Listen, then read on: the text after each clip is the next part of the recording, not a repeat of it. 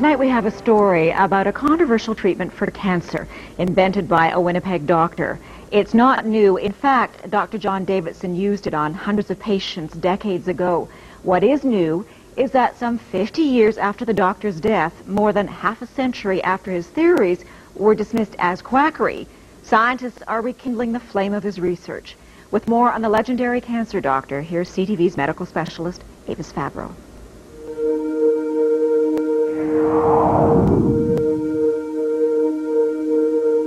His name was John Ralston Davidson, a respected family doctor in Winnipeg in the early 1900s.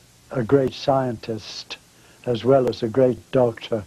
And this is Leslie Gurney Bishop, now 88, a journalist who documented Dr. Davidson's controversial treatment for cancer. He never claimed that it cured it, but he said it would arrest it. Davidson spent years studying cancer, writing medical articles on his theories, which in hindsight were remarkable for his time. The doctor described cancer as a dietary deficiency, so he added generous amounts of vitamins to the patient's diet.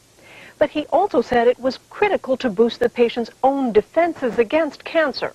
Davidson took fertilized hen's eggs just 9 days old and produced a powdered extract, which was then injected into patients with various forms of terminal cancer. Like this boy, diagnosed with lymphatic cancer, notes show that with surgery, vitamins, and the extract, he returned to normal health. Over the years, Dr. Davidson treated hundreds of cancer patients. They all said, the ones I interviewed, all said that it had benefited them tremendously. Some said they were cured. Ruth Burke's father was one of Davidson's more famous patients. Harry Leader, the Member of Parliament for Portage-la Prairie, had been diagnosed with terminal bowel cancer by the Mayo Clinic in the U.S.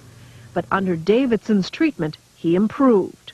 It was controversial scientifically, but that really didn't affect Dad. He believed in it. But Davidson's medical colleagues thought the treatment was useless and repeatedly refused him research money. It's as though they'd been instructed by somebody, well, just tear him up, just tear him up. And they did.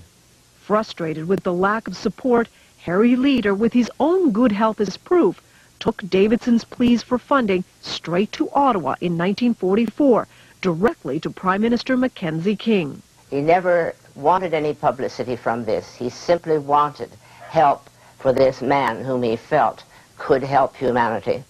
The Prime Minister refused to fund Davidson's work. The doctor died 4 years later. He would die pretty well of a broken heart, if you know what I mean, because he had not been recognized. His cancer treatment thought to have died with him. But then 6 years ago, the treatment was rediscovered by a Toronto company. It hired researchers at Dalhousie University to test the theory. Could these embryonic chicken cells really be a cancer treatment? When research began, there was excitement.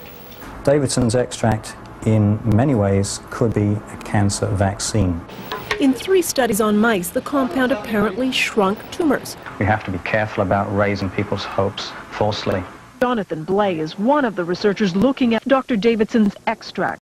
Davidson's extract, in many ways, could be a cancer vaccine. There could be things in the extract that promote a response against the cancer. But then suddenly, the research stopped. The then owners of the extract had financial problems. They stopped paying the researchers. Dalhousie was out some $60,000 and halted the experiments. The university would be interested in continuing the work because the results were very promising. But for nearly 5 years now, the capsules have simply laid on the shelf. One could easily walk away from and say, to heck with it. But would we be leaving behind something that could potentially have significant impact for large numbers of people? But if there are no takers soon, the venture will die. A darn shame, says Dr. Bain, because we still won't have the answer. Was Dr. Davidson right? But if Dr. Davidson's extract does show the power to combat cancer, this could be not only one of the great human victories in overcoming disease, but it could also be one of the great human tragedies. A tragedy because for the last 50 years, a possible cancer treatment and its pioneer were forgotten. Avis Favreau, CTV News, Toronto.